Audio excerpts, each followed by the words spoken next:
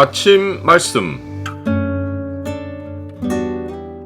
오늘 본문 말씀은 로마서 4장 9절에서 17절입니다.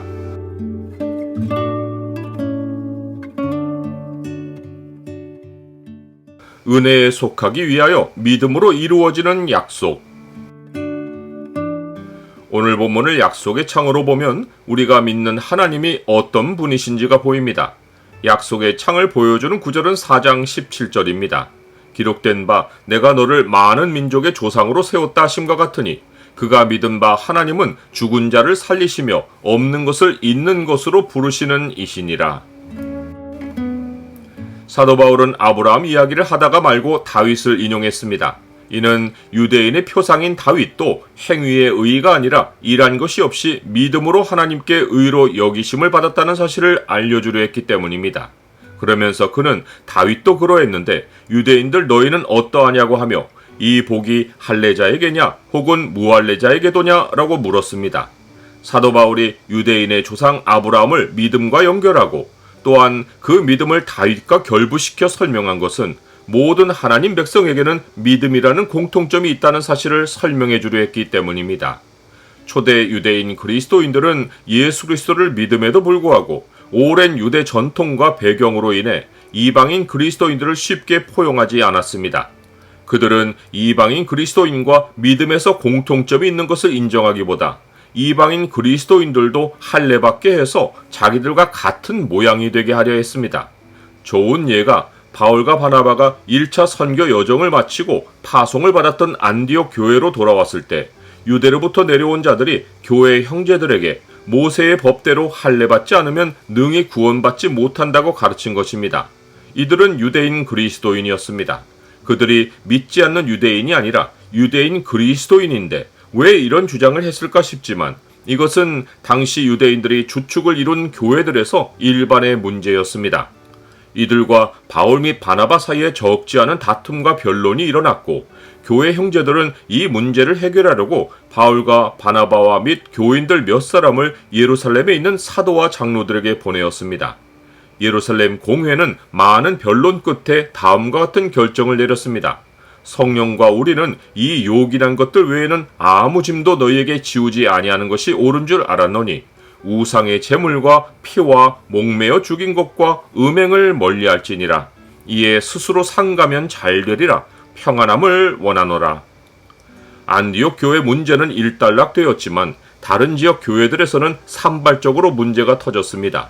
로마 교회도 유대인 그리스도인들이 로마에서 추방되었다가 돌아오면서 교회에 남아있던 이방인 그리스도인들과 율법과 믿음의 관계를 놓고 갈등을 빚었습니다.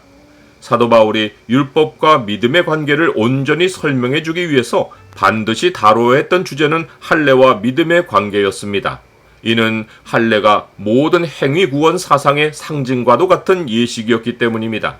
할례에 관한 바울의 핵심 진술은 이러했습니다.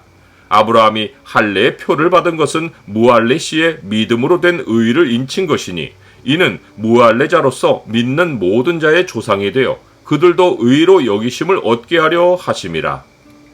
아브라함이 하나님의 언약을 믿어 하나님과 연결된 것이 의이고 할례는 그렇게 언약으로 맺어진 의를 하나님이 확증해 주신 도장이었습니다. 하나님이 의로 여겨주신 일이 없는데 사람이 자기 몸을 베면 자기 몸만 상하게 하는 것입니다. 그래서 사람이 의롭다함을 얻으려면 하나님의 언약이 선행되어야 하는 것입니다. 하나님의 약속으로 태어난 이삭은 사람의 노력이 개입되지 않은 하나님의 창조 역사였습니다. 아브라함과 사라의 나이로는 자녀 생산이 불가능했지만 하나님은 상속자를 주셨습니다.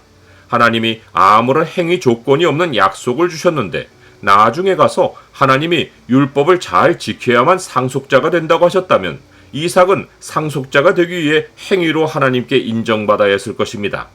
이 경우 하나님의 약속은 처음부터 네 몸에서 날 자가 의롭게 행동해야 네 상속자가 되리라여야 했습니다. 하지만 행위로 의롭게 되는 것이 불가능한 사람에게 하나님이 행위를 조건으로 상속자를 약속하시는 것은 약속을 이루실 뜻이 전혀 없다는 뜻을 내비치신 것입니다.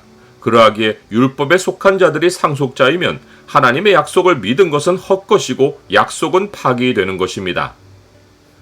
나는 하나님의 약속을 믿기보다 나의 행동으로 그 약속을 이루어내려고 애쓰지는 않습니까? 하나님의 약속이 이루어지려면 사람의 행위가 배제되고 전적으로 하나님의 은혜로만 되어야 합니다. 그래야 우리의 믿음이 헛것이 아닐 수 있습니다.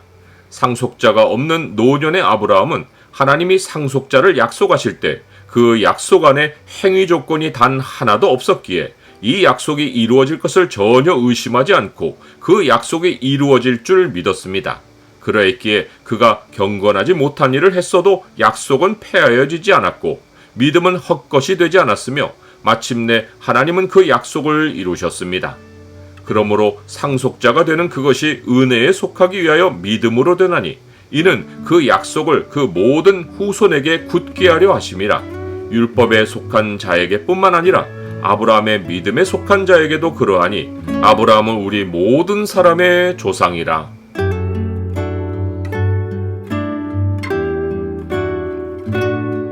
주님, 주께서 제 행동을 조건으로 약속을 주시지 않고 그 약속을 믿으면 이루시겠다고 하시니 감사합니다. 저의 부족함이나 환경의 위협에도 주의 약속을 붙듭니다. 주께서 약속하신 말씀을 기억할 때마다 저의 믿음도 자라게 하옵소서. 예수 그리스도 이름으로 기도드립니다. 아멘.